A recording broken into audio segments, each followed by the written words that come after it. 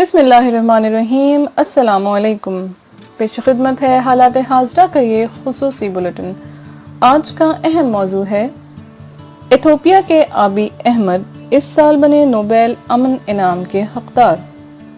ہم جائزہ لیں گے کہ ماضی کی کون سی اہم شخصیات نوبیل انعام حاصل کر چکی ہیں۔ اس کے علاوہ بلیٹن میں آج یہ بھی شامل ہے جاپان میں تاریخ کا بدترین طوفان، بڑے پیمانے پر تباہی، 70 لاکھ لوگوں کے بے گھر ہونے کا خدشہ۔ چین ہر سال امریکہ سے $50 ارب کی زرعی اجناس کی خریداری کرے گا۔ ڈیل کا مقصد امریکہ میں فارمنگ کو فروغ دینا ہے۔ فیس بک کی کرپٹو کرنسی لیبرا کو ایک نیا دھچکا، ویزا، ماسٹر اور ای بے نے کیا قبولیت سے انکار۔ ویکیپیڈیا مغربی پروپیگنڈا ہے، روس کا اعتراض۔ معلومات عامہ کے لیے نیا پلیٹ فارم بنانے کا اعلان۔ اور بھارت کے وزیر اعظم نریندر مودی پہنچ گئے ساحل سمندر کی صفائی کے لیے۔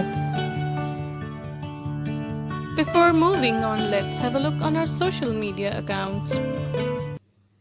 You can also follow us on our social media platforms.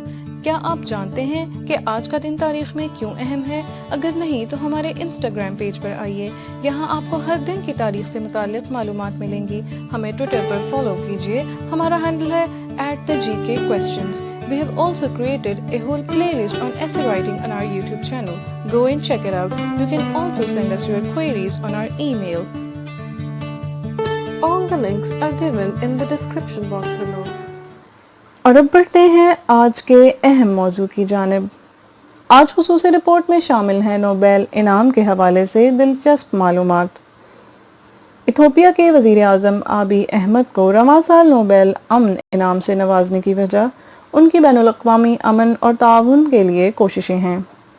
ان کے مقابلے میں ماحولیاتی کارکن گریٹا تھنبرگ مقبول ترین شخصیت سمجھی جا رہی تھیں۔ یاد رہے کہ 2019 میں دیا جانے والا یہ امن کا نوبیل انعام اپنی نوعیت کا 100واں نوبیل پرائز ہے۔ اس سے قبل نوبیل امن انعام 2009 میں امریکہ کے اس وقت کے صدر باراک اوباما اور 2005 میں سابق امریکی صدر جمی کارٹر بھی حاصل کر چکے ہیں۔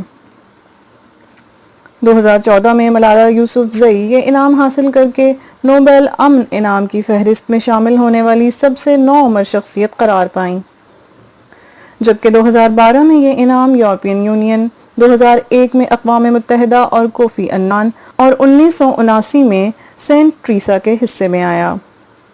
البرٹ آئنسٹائن اور میری کیوری بھی ان مشہور شخصیات میں شامل ہیں جو ماضی میں نوبیل انعام حاصل کر چکے ہیں۔ میری کیوری نے انعام میں حاصل ہونے والی رقم کو مزید سائنسی تحقیقات کے لیے استعمال کیا۔ امن کے علاوہ نوبیل انعام طب، طبیعیات، کیمسٹری اور ادب کے شعبوں میں بھی دیا جاتا ہے۔